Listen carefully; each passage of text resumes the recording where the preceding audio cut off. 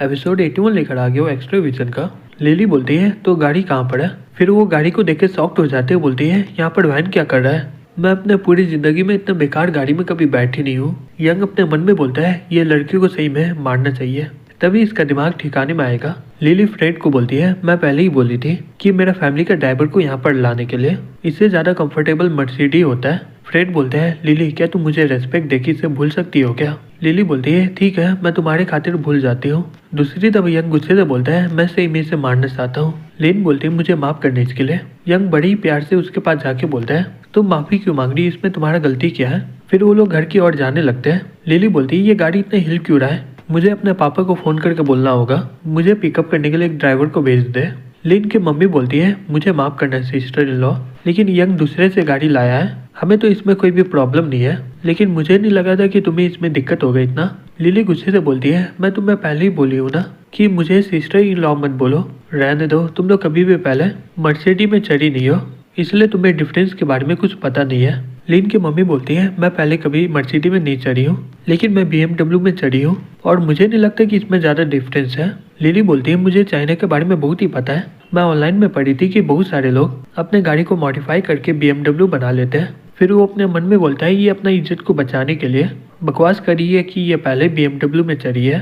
फिर वो फोन करके बोलती है हेलो अंकल याओ प्लीज मुझे यहाँ पर आके पिकअप कर लो। फिर वो शॉक्ड होकर बोलती है क्या। फोन रखने के बाद वो रोते हुए बोलती है हे फ्रेड अंकल याओ बोल रहे थे कि मेरे पापा मुसीबत में है, वो गैम्बलिंग के चक्कर में पैसा उधार लिए थे, जिससे वो उधार लिए थे वो लोग पैसा मांगने के लिए आ गए हैं।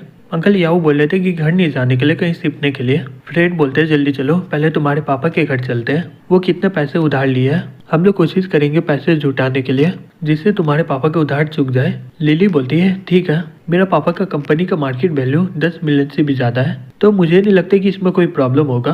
तभी लिन का पापा बोलता है हे यंग क्या हम लोग पहले लिली का पापा का कंपनी में चले क्या। यंग बोलता है ठीक है। फिर वो अपने मन में बोलता है सही में इसके साथ ऐसे ही होना चाहिए था। फिर वो बोलता है हे बाऊ चलो पहले इसका पापा का कंपनी में चलते हैं। बाऊ बोलता है ठीक है ब्रदर यंग। फिर वो अपने मन में बोलता है यंग मुझे पहले ऑर्डर दिया था, ऐसा चीजों को होना नहीं चाहिए, किसका इतना हिम्मत हो गया जो ये सब काम कर रहा है, अगर वो पकड़ा गया तो मैं इसे सबक सिखाऊंगा।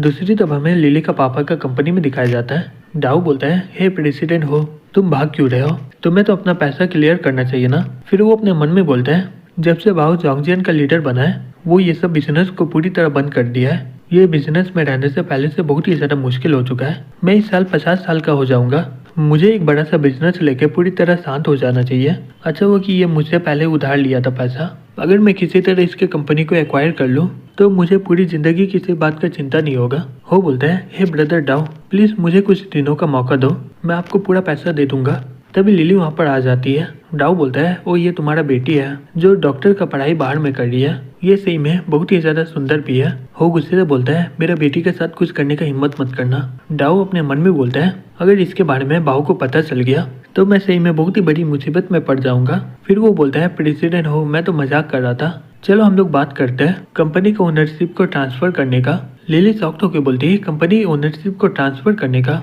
हो गुस्से से बोलता है मैं तुमसे 1 मिलियन का उधार लिया हूँ और तुम्हें पता है ये कंपनी का कीमत 10 मिलियन से भी ज्यादा है। डाउ बोलता है तुम मुझसे 1 मिलियन उधार लिए थे, जबकि 1 महीना हो चुका है तुम पैसा लौटाए नहीं हो, अब इसका पूरा कीमत 30 मिलियन हो चुका है, कंपनी को एक्वायर करने के बाद भी मुझे लॉस है। और ये सुन के शॉक्ड हो जाता है, बोलता है क्या हे याओ तुम तो बोल रहे थे ना अगर हम लोग 1 मिलियन उधार लेंगे तो हमें 1.2 मिलियन चुकाना होगा। याओ बोलता है प्रेसिडेंट हो आपने 1 महीने डिले किया है तो ऐसे ही कैलकुलेट होता है, अब ये कंपनी को दे दीजिए इसे, अगर आपका जिंदगी रहा तो आप और भी कंपनी खोल सकते हो। तभी डाउ का बॉडीगार्ड बोलता है जल्दी से पैसा दो नहीं तो कंपनी दो। लिली और उसका पापा ये देखकर बहुत ही गुस्से में आ जाते हैं और बोलते हैं अब हम लोग गए।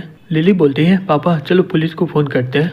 तभी बाकी के सभी लोग वहाँ पर पहुँच जाते हैं। यंग बोलता है ये तुमसे 1 मिलियन उधार लिया है, मैं तुम्हें 2 मिलियन देता हूँ, अब जल्दी से मुझे अपना अकाउंट नंबर दे दो, मैं अभी तुम्हें पैसा लौटाता हूँ। डाउ बोलता है मैं कभी भी एक्सेप्ट नहीं करूंगा इसे, मैं ये बिजनेस को एक्वायर करके पूरी जिंदगी मजे करना चाहता हूँ और तुम कहीं से आके मेरा पूरा प्लान को बर्बाद करोगे, जाओ तुम लोग इसे मार डालो। यंग बोलता है बाऊ मैं सब कुछ तुम पे छोड़ता हूँ। बाऊ उसकी ओर जाते हुए बोलता है सही में तुम्हारे पास बहुत ही ज्यादा दम आ गया है। डाउ उसे देखकर शॉक्ड हो जाता है, बोलता है ब्रदर बाऊ आप यहाँ पर क्या कर रहे हो। दूसरी तरफ लिन का पापा और मम्मी ये सब देखकर अपने मन में बोलती है यंग का बैकग्राउंड असल में क्या है, ये इसे इतना डर क्यों रहा है। तभी हाउ से एक जोर से लात मारता है और बोलता है सही में तुम बहुत ही ज्यादा कैपेबल हो गए हो ना, तुम 10 मिलियन एक बार में मांग रहे हो। तुम ये बिजनेस को करीबन 4 से 5 साल से कर रहे हो ना? अगर ऐसा बात है तो तुम बहुत ही ज्यादा पैसा कमाए होगे ना? जो तुम पहले दिए थे वो बहुत ही ज्यादा कम था। कल तक मुझे 100 मिलियन और चाहिए। डाउ घबराते वो बोलता है ऐसा कोई बात नहीं है कि मैं देना नहीं चाहता हूँ, लेकिन सही में मेरे पास पैसा नहीं है। बाऊ बोलता है वो तुम्हारे पास नहीं है, लेकिन तुम्हें देख के लग रहा है कि पैसा कमाना बहुत ही आसान है। तुम इतनी आसानी से 10 मिलियन मांग रहे हो। क्या तुम्हें पता नहीं कि मुझे धोखा देने से तुम्हें क्या अंजाम मिलेगा? डाउ बोलता है ब्रदर बाऊ, मेरे पास हिम्मत नहीं है तुमसे झूठ बोलने का। सही बोलो तो ये 10 मिलियन मैं पहली बार मांग रहा हूँ। यंग बोलता है तुम्हारा पहली बार? अच्छा होगा कि तुम सही बताओ कि यहाँ पर चल क्या रहा है। तभी डाउ याओ की ओर देखने लगता है। याओ डर के मारे घुटने में बैठ जाता है, बोलता है प्रेसिडेंट हो मुझे माफ करिएगा। डाउ और मैं आपको बेवकूफ बना रहे थे। हम लोग आपको गैम्बलिंग में एडिक्टेड करवाए जिससे आप पैसा उधार ले लेंगे। हो गुस्से से बोलता है याओ मैं तुम्हें अपना माना था, तुम मेरे साथ ऐसा कैसे कर सकते हो? याओ बोलता है मेरा बेटी का बहुत ही ज्यादा तबीयत खराब हो गया था, मुझे इसके लिए बहुत ही ज्यादा पैसे की जरूरत पड़ेगी। डाउ बोला था कि वो मुझे 5 लाख देगा अगर मैं उसके लिए इस बार काम करूँ। फिर वो अपने मन में बोलता है क्या ये मेरा विश्वास कर लिया क्या? यंग उसका मन का बात सुन लेता है और बोलता है हे बाऊ ये मैटर को संभाल लो, मैं इन लोगों को घर ले जाता हूँ। कुछ देर के बाद लिली बोलती है तुम्हारा शुक्रिया मेरे फैमिली के मुसीबत में मदद करने के लिए। यंग बोलता है मैं लिन की वजह से तुम्हारी मदद किया हूँ, ज्यादा घमंड मत करो क्योंकि तुम्हारा फैमिली अमीर है। लिली बोलती है ठीक है। फ्रेड बोलता है लिली सही में बहुत ही अच्छी है, लेकिन वो जल्दी गुस्सा हो जाती है। यंग बोलता है ठीक है ये बताओ इसका फैमिली इतना अमीर है और तुम्हारा फैमिली बैकग्राउंड बहुत ही ज्यादा नॉर्मल है, तो तुम दोनों एक दूसरे से कैसे मिले हो? लिली बोलती है मैं इससे मिली थी जब ये चाइनीज रेस्टोरेंट में काम कर रहा था। यंग अपने मन में बोलता है लिली को देख के लग नहीं रहा है कि ये झूठ बोल रही है, लेकिन मैं इसका दिमाग को पढ़ नहीं पा रहा हूँ। मैं कुछ समय पहले याओ का दिमाग पढ़ पा रहा था, वो भी बिना कुछ किए हुए। वो फैमिली का इंसिडेंट और कुछ मैटर एक ही जगह में पॉइंट कर रहे हैं, लेकिन यहाँ पर कोई ज्यादा इन्फॉर्मेशन नहीं है, इसलिए मुझे ऐसे ही इसे रहना देना चाहिए। और उसके अलावा मेरा पावर अपने आप यूज होता है और चला जाता है, मेरे पास कोई आइडिया नहीं कि इसका इस्तेमाल कैसे किया जा सकता है। दूसरी तरफ वो बोलता है सही में नाटक करना बहुत ही ज्यादा मुश्किल होता है। याओ बोलता है ब्रदर मुझे कभी लगा नहीं था कि आप एक्टिंग में इतना बढ़िया होगे। मैं पहले बहुत ही ज्यादा नर्वस हो गया था, मुझे डर लग रहा था कि मैं पकड़ा न जाऊं, इसलिए मैं सही से नाटक नहीं कर पाया। लेकिन सही में ब्रदर आप सही में बहुत ही ज्यादा बोल्ड हो, आप अपना बेटी का इस्तेमाल किए इसके लिए।